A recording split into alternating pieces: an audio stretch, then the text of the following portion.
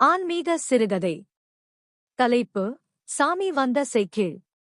தெய்வம்: ஐயப்பன். திருச்செந்தூர் அருகே உள்ள ஒரு சின்ன கிராமம். அந்த ஊரின் பள்ளியில் படிக்கும் ஏழை மாணவன் அருண். வயது 10ஆம் வகுப்பு. நல்ல மாணவன்.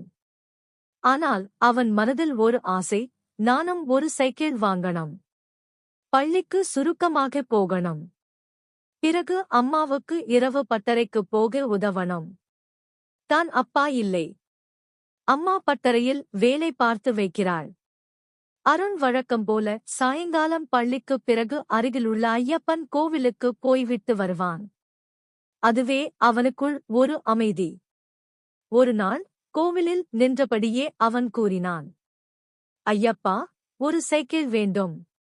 புதுசா வேண்டாம். பழையதா இருந்தாலும் நான் தேய்த்து தூக்கிக்குவேன். ஆனால் தாய்க்கு என் உதவி தேவை. நீயே என்னோட நண்பன் அல்லவா?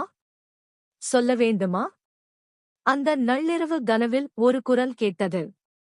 தயங்காதே. உன் வேண்டுகோள் வந்தடைந்ததுயூட். அடுத்த நாள் காலை பள்ளிக்கு நடக்கிறபோது ஒரு பிச்சைக்காரர் தலை வெண்கல படிந்து சாமியாரைப் போலவே ஒரு சைக்கிளுடன் நின்றிருந்தார். தம்பி, இந்த சைக்கிள் பழையதுதான். ஆனால் நல்ல முறையில் ஓடும். உனக்கு தேவையா? அருண் தயங்கினான். ஐயா, நான் வாங்க முடியாது. எனக்கு பணமில்லையூட். பிச்சைக்காரர் சிரித்தார். ஐயப்பன் தர சொல்லி அனுப்பினாராம். நீ போடி என்று அவர் சைக்கிளை கீழே வைத்தார். அந்த சைக்கிளை எடுத்து அடுத்த 3 வருடங்கள் அருண் பயணித்தான். பள்ளி, பட்டறை, வேலை எல்லாம் அதில்தான். முடிவில் ஒருநாள் சென்னை பள்ளி பரீட்சையில் முதல் ரேங்க் பெற்றவன் அருண். அவன் அந்த பிச்சைக்காரரை மீண்டும் ஒருபோதும் காணவில்லை. ஆனால் அந்த சைக்கிள் மேலெழுதியிருந்த ஒரு சிறிய எழுத்து அவனது விழிகளை நனைத்தது.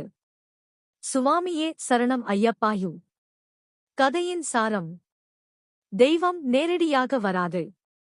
ஆனால் அவரது பதில்கள் எளிய மனிதர்களாக, சும்மா செல்லும் பிச்சைக்காரராக கூட வரலாம். நம் வேண்டுகோளுக்கு பதில் நாம் அறியாத வழிகளில் வரும். நம்பிக்கைதான் முதல் காப்பு.